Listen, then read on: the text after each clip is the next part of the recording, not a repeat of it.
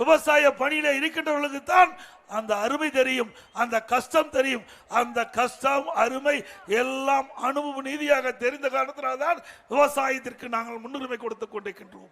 எந்த நாட்டில் உணவு பிரச்சனை இல்லையோ அந்த நாடு அனைத்து வளங்களும் பெறும்.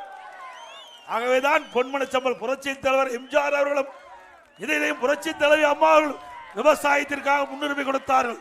அந்த இருவரும் தலைவர்கள் வழியிலே நாங்கள் முதலமைச்சர் இருந்த காலம், நான் முதலமைச்சர் இருந்த காலத்திலும் அம்மாவுடைய அரசு இருந்த காலத்திலும் விவசாயத்திற்கு முன்னுரிமை கொடுத்து உணவு தானிய உற்பத்தி தேசிய அளவில் 6 ஆண்டு அதிகமாக உற்பத்தி பெருக்கி கிறிஸ்கர்மான் என்ற உயர்ந்த விருது நாங்கள் பெற்றோம். தொடர்ந்து 5 ஆண்டு காலம் வேளாண்மை துறை சிறந்த துறை என்று இன்றைக்கு தேசமே ஒத்துக்கின்ற அளவிற்கு உணவு தானிய உற்பத்தி தேசிய அளவில் அதிகமாக உற்பத்தி பெருக்கி கிறிஸ்கர்மான் விருதை பெற்ற அரசாங்கம் அதிமுக அரசாங்கம்.